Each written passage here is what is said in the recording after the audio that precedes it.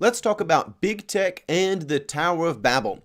Yes, we're going to be talking about global conspiracies, schemes, scams, evils, and all sorts of things. So thank you for joining me. I'm Pastor J. Dylan Proctor. This is the Nazarene Stream Preacher, and buckle up because we're going to have a great time. So if one goes along to Genesis chapter 11, you will find the story of the Tower of Babel. And yes, this is the story where people come together to assemble a piece of architecture that goes all the way up into heaven so that they can seize the throne. God, in response to this, sentences the world to speak different languages. And this might seem like a story which isn't that important, but I promise you it is. I know there's always the temptation to cast aside things like Genesis and Revelation, but that is foolhardy. I know a lot of really intelligent people that want to discredit the importance of Genesis, but we need to understand that understanding the natural order and natural law of God is very important, and that is something that we find heavily emphasized in Genesis. And on that note, to begin our conversation about big tech and all of these global tyrannies and evils, which we in the church should care about, it's actually our Christian duty to stand against the wiles of evil, regardless of what form they're in. Yes, that's right. Someone like big tech is fully capable of committing tyranny, as are a worldly government. So, there's two things that we always need to keep close to our hearts. One, God alone makes the good. Period. No exceptions. Beyond that, we also need to remember that we are fallen creatures. And we find in the very early stages of Genesis, in Genesis 1 and Genesis 2, we find God establishing his natural law. And this is things like the laws of physics, gravity, the cycles and undulations of day and night, seasons, and all of that sort of thing. Family, interestingly enough, is part of the natural law, not part of the moral law. It's not even a moral suggestion. The family structure of Adam and Eve with children, that is part of God's natural law. Well, once we get into Genesis 3 and moving forwards, we start to find how people interact with the natural law around them. And as we see the fall with Adam and Eve, we learn that, well, all of their children are fallen creatures, just as those first parents were themselves. And what we find is that God's moral laws, they are restraints against evil. They're restraints against tyranny and things which are wicked. And we will find, indeed, that when God sentences the world to speak different languages, that is actually a restraint against evil. It's actually something which is going to help keep the natural order and help keep the world being a place of blessing rather than a place of chaos and just horrible monsters.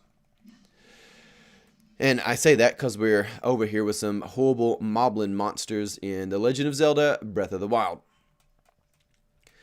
So, right now, we really need to square around our minds to the fact that in the modern world, the biggest threats that we have against freedom, against all that is good, true, and beautiful, against the opportunity for creatures made in the image of God to exercise their sovereign will, to work out their faith in God in fear and trembling in their personal lives, the biggest threat we have against that really is not a worldly government in the conventional sense. What we have now is a strange fusion between, I even hate to call them private companies because they're so much more than that. We now have artificial realities constructed online. I mean, I'm playing a video game right now. This is an artificial reality. Now, a video game is much more like a book in that there's a plot, there's a story, you can follow along with it, and you generally move at your own pace. But social media companies like Facebook, Twitter, YouTube, they have largely created online alternative realities which aren't bound by the natural law of cause and effect. Again, people can get online and say whatever they want, and it'll be entertained as much as something would be entertained as if it's real. You know, I'm in Tennessee.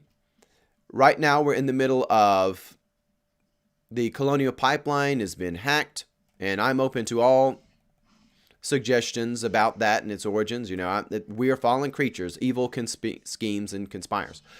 But in the midst of all this, there's been a lot of people, including the New York Times, who's come out and said, oh, there's no gas shortages, no gas lines. Well, you know what? That's not true. You are denying the natural law. You're not just rebelling against God's moral laws, like don't bear false witness. You're actually denying cause and effect relationships. You're denying the natural law. And one of the things which the fake realities of social media and big tech has allowed is artificial realities where people can break the natural laws of God. This is very destructive. Very, very destructive. Well, one of the natural laws of God is that the heavens above would be separated from the earth below. I think one of the best commentaries on the natural law of man being created to be a terrestrial creature and not to venture above or below is, of course, Jules Verne's 20,000 Leagues Under the Sea. Captain Nemo, he rebels against God's natural law and says, the world failed me, which is correct. The world does fail people. The world fails people all the time. But Nemo's response to that is, I'm going to go under the sea. I'm never going to set foot on terra firma again. He rebels against the natural law of God. And people do this all the time. They always want to rebel against the natural law of God. There's a lot of sins, a lot of desires that people have which rebel against the natural laws of God. There's a lot of family targeting sins, things that get down at the visceral design of Adam and Eve that want to rebel against the natural laws of God. There's a lot of, ways we want to design the world. The way a newscaster might lie about basic facts, that breaks the natural laws of God too, because you're denying cause and effect relationships. You're denying basic premises such as the sun goes up in the morning and the night comes in with the moon. Well, the Tower of Babel itself was a denial of the natural laws of God. And I want us to examine that. Let's go to Genesis 11, 1 through 9, I should say. Genesis chapter 11, verses 1 through 9. And the scripture reads, "Now the whole earth had one language and the same words. And as they migrated from the east, they came upon a plain in the land of Shinar and settled there. And they said to one another, 'Come, let us make bricks and burn them together.' And they had a brick of stone and bitumen for mortar. And they said, 'Come, let us build ourselves a city, and a tower with its tops in the heavens. And let us make a name for ourselves, otherwise we shall be scattered abroad the face of the whole earth.'" Okay, we're going to pause there. Halfway through this story, the people have not gave a direct recognition of God. They've ignored God. And they want to build a tower which ascends into the heavens. And yeah, some people will want to interpret that as the sky, just a really tall skyscraper. You know what? Okay. We're not birds of the air in as much as we're not, trans-dimensional species.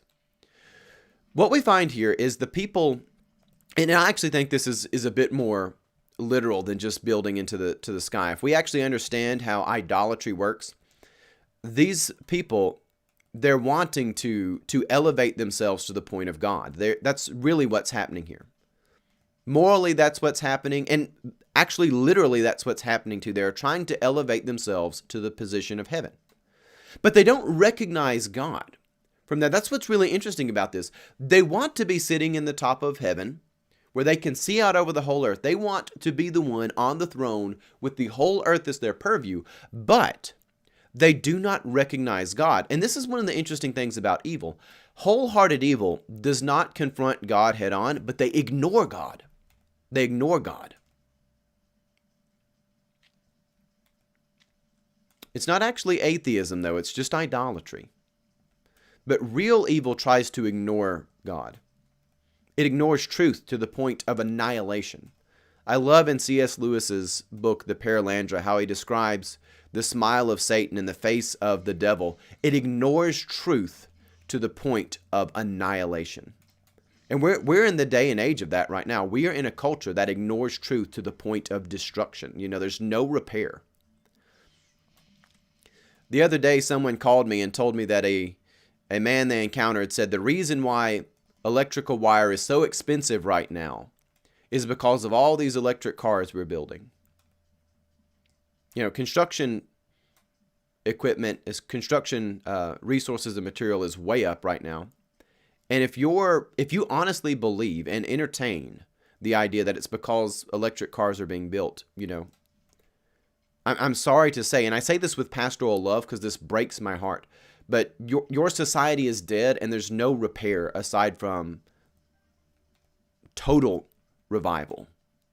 That is ridiculous, and it's not based in truth, and there's no reasoning, there's no critical thinking going on there. We live in a world that is invincible from accountability. Like, there's just no accountability.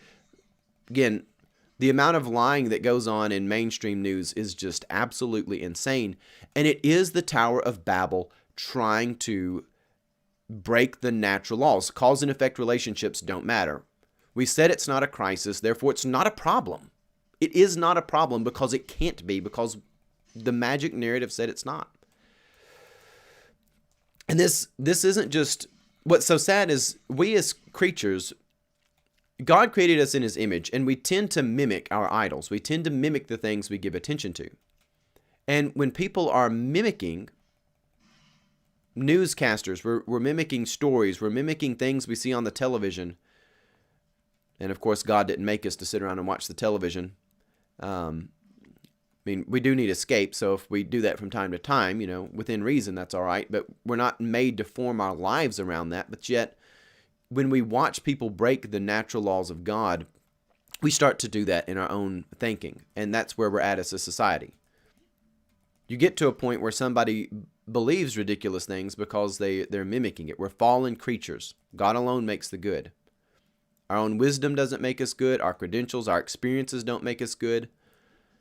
And as a pastor, I understand that holy orders, being ordained, it does not make you good. And that's a hard pill for us all to swallow. It's been a hard pill for me to swallow. It's taken me like 7 years of pastoral ministry to really swallow that pill.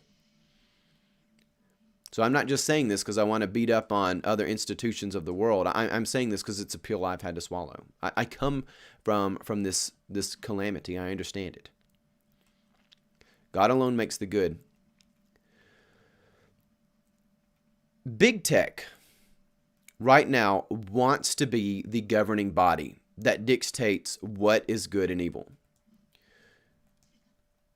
God set the world in response to this tower where people want to be up there. He set them up where they could not speak to one another. They could no longer scheme together as a restraint against evil.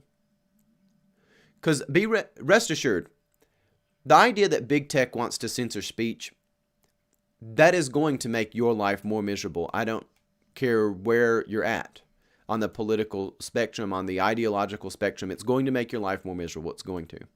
Because it's a tyrannical move. And living under tyrants is always wretched. If you live under Nebuchadnezzar and you think that you're going to kiss up to Nebuchadnezzar, and when it comes time to bow down to the golden statue, you do it. There's always an hour where Nebuchadnezzar orders you to throw someone else in the furnace and you get burned up with it. The story of Shadrach, Meshach, and Abednego in Daniel chapter 3, Shadrach, Meshach, and Abednego, the men of God, do not get burned up in the furnace, but the men who bowed down did. And it wasn't because they were directly ordered to be burned up. It's because they were the guards who were putting the prisoners in the furnace, and they got burned up as a byproduct. That always, always, always happens, and I cannot say that enough. If you think that it's nice to have someone censor speech, you are wrong. God is not censoring speech when he does this. He is putting barriers around evil to keep things smaller so that people can hold one another accountable. What God is doing here is restoring natural order where there are causes and effects and there is accountability. Verse 5 of Genesis 11 says, "The Lord came down to see the city and the tower which mortals had built. And the Lord said, Look, they are one people, and they all have one language. This is only the beginning of what they will do. Nothing they propose will now be impossible for them. Come, let us go down and confuse their language there, so they will not be able to understand one another's speech. And so the Lord scattered them abroad from there over the face of the earth, and they left off building the city. Therefore it was called Babel, because the Lord confused the language of all the earth, and the Lord scattered them abroad over the face of the earth." We have to understand that people naturally do evil. God is trying to stop them and successfully stopping them from doing evil to themselves. God is the Father. God actually has the parenting authority to do this. It's actually a merciful move. One, they don't actually have the power to reach heaven. But two, if we understand anything about human history is not filled with stories of utopias. This Tower of Babel is not going to be some utopian place where everybody can go up and down the ladder and they go up there and they find heaven and they get to take the throne whenever they want to. No. Rest assured that like all mortal constructions separated from God throughout human history, whether they be Nebuchadnezzar's golden statue, the great monuments of Egypt, which again you only have with the slavery, the indignation, the roads of Rome built again, and you have to understand that fallen creatures, their purposes, their designs are evil. We do evil things as fallen creatures.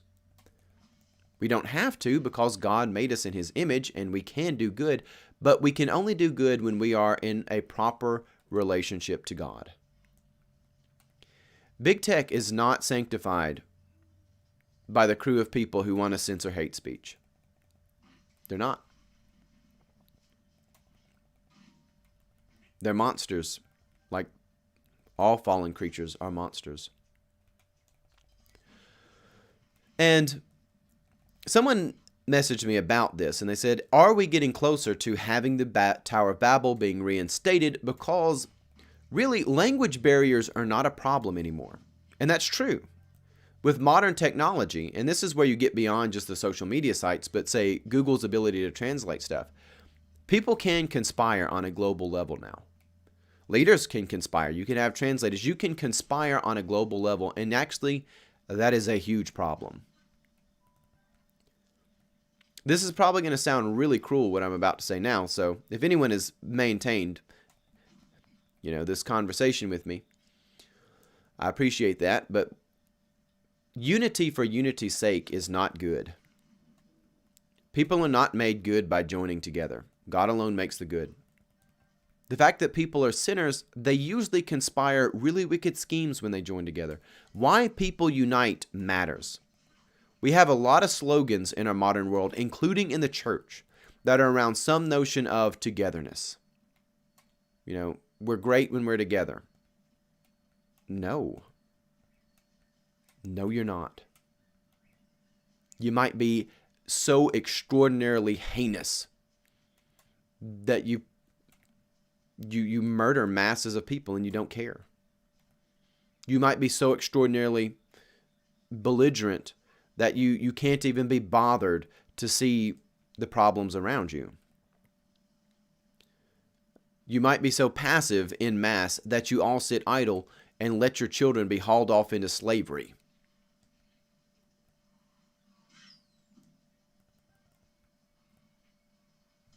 People are not naturally made good, and being together is not a virtue. Why you are united, the virtue of that, the virtue of your cause, the common good, the pursuit, the there that is there in the middle, that item, it matters. And only when God is at the center of our enterprises can there be anything good. So just to wrap this up, is big tech getting close to the Tower of Babel? Yes, absolutely. And that's one of the reasons my observation of the world says we're at a unique time. I don't know when God is going to return. I don't know the day or hour, but I think there'll be enough calamities going on in the world that it won't be a big surprise. I know that when Jesus came through Mary, that there was a unique opportunity for the gospel to be spread through, say, the Roman roads. There was actually some new technology, chiefly the Roman infrastructure, that allowed for the gospel to be spread all over the earth. It actually was a unique time that would have helped the gospel spread. Christ came at a time where really, for the first moment in human history, you could take the Christian faith all over the world in a single group of people's lifetime. You can actually go all the way from what's now modern China, which again is an earlier version of that back then. You can go all the way from there to what's now Scotland. You can do that in the Roman Empire. Now, Rome at that time didn't go that far, but it had enough trade routes and stuff that you could send an apostle to India, send one to Europe, the Iberian Peninsula. All that's possible. That wasn't possible, a couple hundred years earlier. We now live in a time when it is possible for the whole world to conspire together to do specific evils. And what we have to understand that about scriptures, a lot of the stuff it's showing us is restraints against evil to maintain the natural law, the natural order. National borders are actually restraints against evil. The smaller a governing body is, the smaller a society is, the easier it is to hold people accountable. We live in an age where basically no one's held accountable for anything. Lie, cheat, steal, kill, steal, destroy, do all the classic tropes of evil. No accountability, none. Scripture's pretty clear that leaders, people who teach others, they need to be held accountable because they're not exempt from being evil. But now we are in an era where we encourage it. We don't allow there to be crusaders for good. Most of our institutions and church-affiliated institutions, they're either run by leadership that is that like a gangster that's just here for good business, or they're run by groupies who are here just to have a seat at the table. They're not here to assert a principle or a virtue and to be willing to die for that virtue, to be willing to lose their job, to be willing to lose their livelihood in exerting a virtue. We find people here that are far more comfortable with, we're just here to do business as usual. And that's where you get calamity. We're now at a time where the world can conspire together, and the church, who should be discerning, who should be seeing evil for what it is, rather than discerning the evil problems and standing against them, now we're generally falling for them. We're being duped by the false idols, being duped by the villainy. It's sad.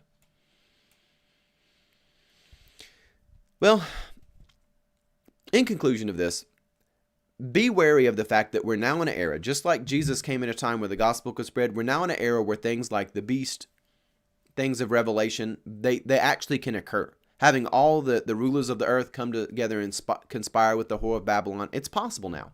You can do it. You can have a mark on the whole earth and nobody can buy or sell and trade without it. You can do that now. It's possible. Wasn't possible really 50 years ago. It's possible now. This idea of the Tower of Babel, a colossal evil that tries to come up and replace God by ignoring God, and this is possible now. These things indeed are true.